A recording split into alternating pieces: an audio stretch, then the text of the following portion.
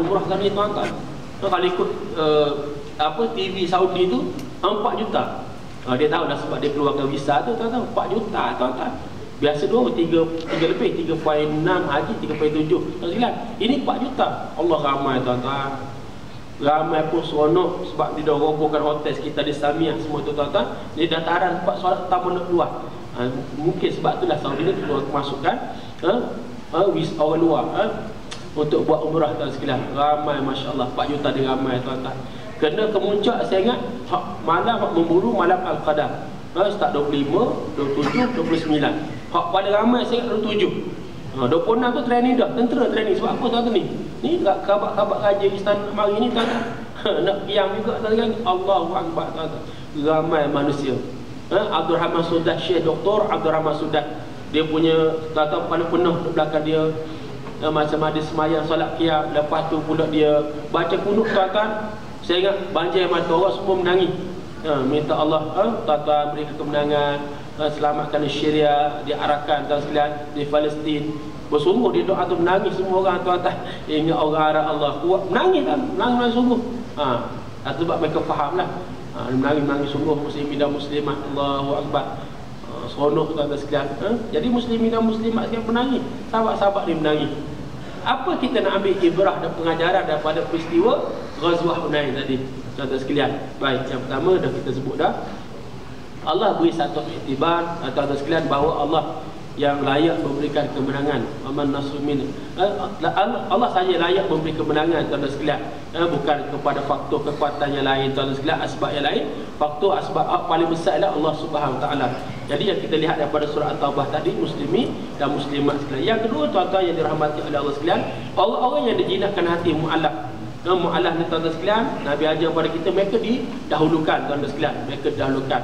Sebab tu kalau buat zakat ada mu'alaf tuan-tuan sekalian, zakat mereka nak asnah zakat tuan-tuan sekalian. Tak tahulah sejauh mana efisien tak efisien kita dah sudut pembangan zakat kita pada mu'alaf, wallahu alam. Kadang-kadang rasa lemah serabut pada tuan-tuan, kita pergi kuliah Zuhur balik tepat tuan-tuan, kita nak start pun mari mu'alaf duduk belakang, bawa kertas tuan sekalian, mereka nak kutip demo, kutip demo tuan-tuan sekalian untuk kebajikan mereka.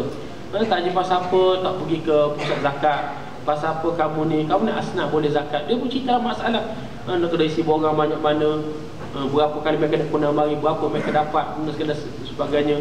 Sepatut tak berlaku dah tuan-tuan sekalian, sebab mereka ni asnah zakat. Satu hak, tapi hak jadi ambil kesempatan apa ada juga tuan-tuan. Ada juga tuan-tuan sekalian, dia masuk Islam berapa tanya, berapa you masuk Islam? 12 tahun. Okey, you baca Fatihah. Tak boleh baca Fatihah tuan. 12 tahun tuan-tuan. Takkan benar sangat tuan-tuan. Al-Fatihah tak boleh baca tuan sekalian. Kita cek, okey, satu hak kamu pergi nak pergi jalan Ipoh headquarter ada kuliah satu hak ni. Tak pergi tuan sekalian. Itu masalah. Waktu pergi dia buat satu polisi, dia tak benar mualah kutip demo ni, disuruh. Dia pergi ke pergi satu hak dapat ambil. Dia ada sumbangan dia tuan sekalian. Syarat kena mengaji tuan sekalian. Ada kelas dia petang satu, pagi satu, kelas fardu ainnya baca Quran tuan sekalian. Tapi dah 20 tahun masuk Islam. Tu tak cerita lagi masuk Islam banyak kali. Ada juga tuan-tuan. Allah, saya pening kepala tuan-tuan. Sekali saya kuliah jalan Kuari di Cerah tuan sekalian, madrasah Islamiah. Seronok apa mak ustaz. Main ni ustaz kuliah, ustaz Islam kan seorang mu'alaf. Tak apalah. Kita pun sukalah tuan-tuan pakai mak gini macam nak akad nikah tuan sekalian. Sukalah tuan sekalian. Lepas tu ada seorang ini tu, ustaz dia minta tolong lancar derma untuk kebajikan, nak balik ke Melaka dia kata. Kita pun lancar derma, banyaklah boleh tuan-tuan, kan kita kan Melayu ni suka derma tuan-tuan. Baik, baik. Seronoklah kita lepas kuliah. Bulan depan di Ikhwan Selayar tuan sekalian.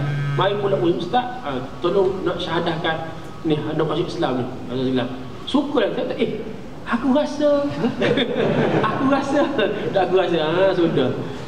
Lepas tu modus operandi pun sama. Lepas tu nak lancar di rumah juga. Saya kata lepas ni tunggu saya nak jumpa je. Lepas tak sempat tunggu memang dia lari semua tuan sekalian.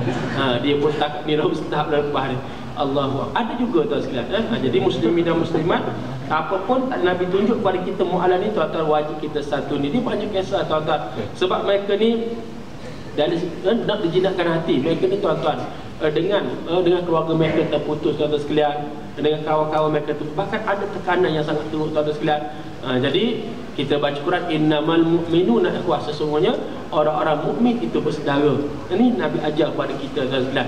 Dan kesan daripada Ghazwah Hunain tadi kita sebut tuan-tuan, jatuh An-Nakhlah jatuh.